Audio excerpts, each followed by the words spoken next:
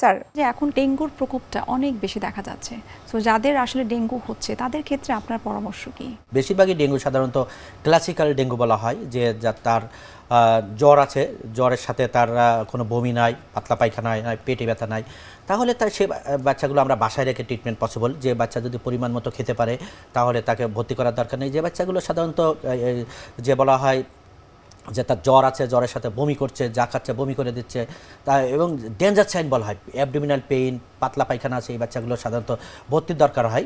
ভর্তি করে হসপিটালে তাকে ট্রিটমেন্ট করতে হবে। আরেকটা জিনিস এখানে আমাদের যে বিশেষ করে কমিউনিটিতে একটা ধারণা যে প্ল্যাটিলেট সবচেয়ে যে জিনিসটা মানে গার্জিয়ানদের ভিতরে পরিলক্ষিত হচ্ছে, সে সব কিছুতে ব্যস্ত প্ল্যাটিলেট নিয়ে। ইভেন দেখা যাচ্ছে যে প্রত্যেক দিন তার ব্লাড পরীক্ষা 3বার 4বার ওই প্ল্যাটিলেটের অবস্থান দেখছে, কিন্তু প্ল্যাটিলেট যেটা এটা ম্যাটার না।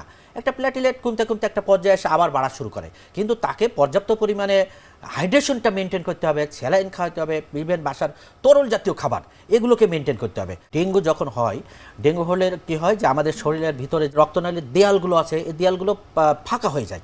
ফাঁকা হয়ে এখান থেকে পানিগুলো বের হয়ে শরীরের বাইরে চলে আসতেছে, অর্থাৎ রক্তনালীর বাইরে চলে আসছে। বাইরে আসে কোথায় আসছে? যে আমাদের শরীরের সবচেয়ে বড় ফাঁকা জায়গা হলো পেট, যেটাকে আমরা মেডিকেল টার্মে অ্যাবডোমেন বলি, এবং বুকের ভিতরে ফুসফুসে, এই দুই জায়গায় পানিগুলো চলে আসে। এছাড়া শরীরেও পানি জমে শরীর ফুলে যেতে পারে। এই শরীরে যখন রক্তনালী থেকে পানিগুলো বেরোয় যাচ্ছে, তখন কি হচ্ছে, আমার যে নর্মাল যে প্রেশার যেটা মেনটেন হচ্ছে না, হাইপোটেনশন ডেভেলপ করতে হচ্ছে। হাইপোটেনশন মেনটেন না হলে কি আবার আমার কিডনি, লিভার এগুলো ড্যামেজ হয়ে যাবে।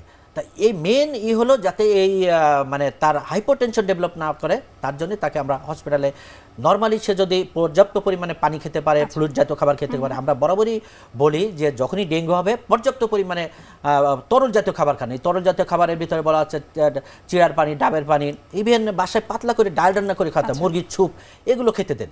যখন সে খেতে পারবে না, তাকে আইভি স্যালাইন দিয়ে এই ফ্লুইডের পরিমাণটা মেনটেন করতে হবে। সাধারণ জ্বর এবং ডেঙ্গু জ্বরের মধ্যে আসলে তফাৎটা কি? একজন আসলে অভিভাবক কিভাবে বুঝতে পারবে যে তার শিশুটা আসলে ডেঙ্গু জ্বরে আক্রান্ত অথবা এটি সাধারণ জ্বর? সাধারণ জ্বর কিনা, এটা ভাইরাস জ্বর কিনা, এটা বোঝার জন্য যে জ্বরের সাথে সাধারণত কাশি থাকবে, নাক দিয়ে পানি পড়তে পারে, এটা একটা ভাইরাস জ্বর। ডেঙ্গু এক ধরনের ভাইরাস। আর ডেঙ্গু জ্বরে সাধারণত হাই গ্রেড ফিভার থাকে, 104-5 টেম্পারেচার চলে আসে।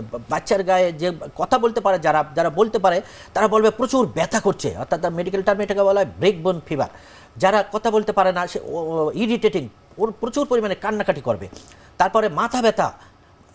নর্মালি যে বাচ্চাগুলো সাধারণত চলাফেরা করে, তারা দেখা যাচ্ছে যে টোটাল মিলে চলাফেরা করছে না, মাথা ব্যথার জ্বরে এক জায়গায় নেতিয়ে পড়ে আছে, সে কিছু খাচ্ছে না, বমি করে দিচ্ছে। কিন্তু নর্মাল জ্বরে, ভাইরাস জ্বরে সাধারণত এগুলো কম দেখা যায়। ডেঙ্গু জ্বরের আরেকটাই হলো অ্যাবডোমিনাল পেইন, অর্থাৎ পেটে ব্যথা থাকতে পারে, এটা একটা ডিফারেন্সিয়েট পয়েন্ট। তারপরে নর্মাল জ্বরে যেটা যে গায়ে অনেক সময় লাল র্যাশ আসতে পারে ডেঙ্গু জ্বরে, কিন্তু নর্মাল জ্বরে অনেক সময় র্যাশ না আসতে পারে। এই ডেঙ্গু জ্বর সাধারণত 3 থেকে 5 দিন, ইভেন 5 দিন পরে এটা সাবসাইড করা শুরু করে। এই ক্ষেত্রে যদি অন্য জ্বর, ইভেন টাইফয়েড জ্বর থাকলে সাধারণত এটা সাবসাইড করে না, 5 দিনের পরে ওটা কন্টিনিউ করতে পারে। স্যার, সাধারণ জ্বর কিনা অথবা সেটি ডেঙ্গুর জ্বর কিনা, সেটি বোঝার জন্য আসলে জ্বর হবার কতদিনের মধ্যে টেস্ট করা উচিত বা আদৌ করা উচিত কিনা? আমাদের দেশের সবারই একটা বদ্ধমূল ধারণা আছে, জ্বর হলে আমি 3 দিন ওয়েট করব।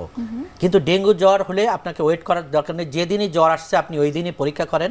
একটা এনএসন ডেঙ্গু পরীক্ষা যেটা আমাকে বলি, এইটা করলে প্রত্যেকটা সরকারি হসপিটালে এটা ফ্রি অফ কস্টে করে দেওয়া হয়। আপনি গেলে 1 ঘন্টার ভিতরে আপনাকে রিপোর্ট দিয়ে দেয়।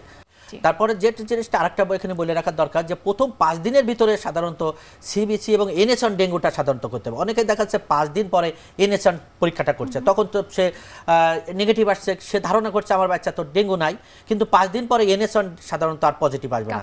5 দিন পরে যখন করতে হবে, তাকে ডেঙ্গু অ্যান্টিবডি পরীক্ষা করতে হবে। ডেঙ্গু অ্যান্টিবডিটা তখন পজিটিভ আসবে যদি তার ডেঙ্গু ঠিক থাকে।